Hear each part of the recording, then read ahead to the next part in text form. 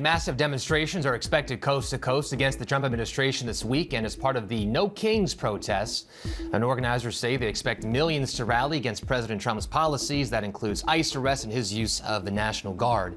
In Illinois, the Cook County Sheriff's Office arresting at least nine people, over alleged confrontations with police at an anti-ICE protest in the Chicago metro area. So let's bring the panel back in. John, Marcia, LZ, Jeanette. So John, Republican leaders are labeling the No Kings protests as a series of Hate America rallies. Your reaction to this?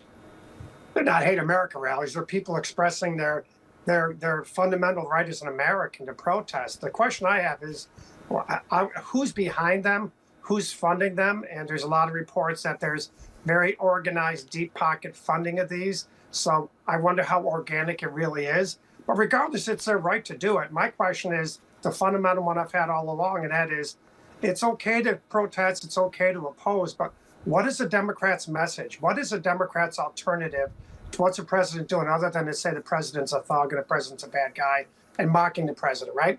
So unless and until they get a message, a clear message about what they're going to do if they get into power, they're still going to struggle in the polls and they're still going to struggle at the ballot box. And that's just a fact.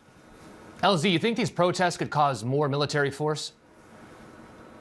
I don't know, to be quite honest with you. It's disappointing if it does. This country was founded on protest. The Boston Tea Party was a protest. So the very idea that a U.S. president or any elected official would view Americans exercising their free right to express themselves as anti-American seems counterintuitive to everything that we know what the Constitution stands for in the history of this country. So I don't know if we're going to see any violence during these protests tomorrow, to be honest with you. I just know if we do, it won't be anything that the founding fathers support. Well, let's hope for no violence for sure. So, Jeanette, as the government shutdown continues to threaten federal workers' jobs and seeps into daily life, some Republican lawmakers are suggesting that the protests are a distraction, compounding the shutdown. What's your take on that?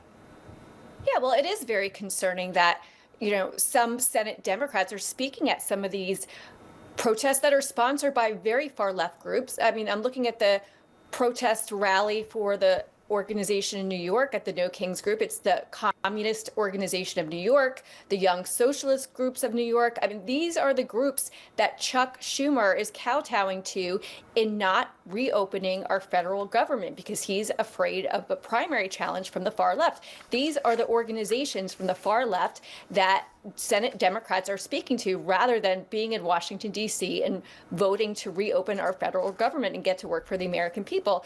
And, the rate of political violence in our country is at such an alarming rate right now. We saw what happened on college campuses with some of these protests that were linked to groups affiliated with Hamas and Antifa. So my concern is that, yes, peaceful protests are perfectly appropriate when they remain peaceful, but the risk of political violence right now in this country is at an all-time high, especially when it concerns federal law enforcement, 1,000 times more than we've ever seen before.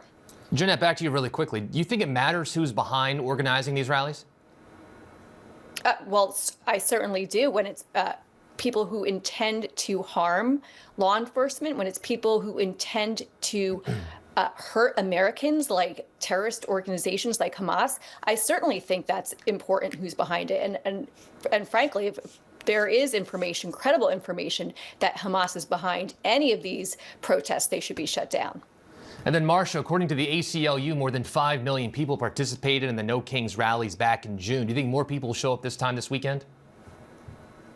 I really don't know, but what it is, people are frustrated, and this gives them a thing to do because you really feel powerless in this situation. And this is a chance for people to mobilize and express that frustration. We have to take that very seriously. And yes, agree, it has to be peaceful. And then it can't just stop there, right? It has to continue and continue to organize and turn this into votes so that we actually have a continued movement here. But the American public is saying it loud and clear. They've had enough of this. LZ, what do you think is the best way for people to express their frustration right now, if they have any frustration with the Trump administration? Economically, to be honest with you, the power right now It's not in the vote because there's no general election for people to vote to. There's no midterm that's happening anytime soon. But we've seen with ABC Disney, as it pertains to what happened with Jimmy Kimmel, that the dollar still works. And so, if you're asking me what do I think needs to evolve from the demonstrations, I would say economic strength. Certainly, if you look at U.S. history, one of the greatest examples of that would be the boys' boycott. Black people in the South, tired of segregation from this government, months, years, boycotting to express themselves, and it worked. And so, I would simply say that to continue to evolve in terms of expressing yourself, in terms of expressing resistance, the dollar has always proven to be a mighty powerful voice.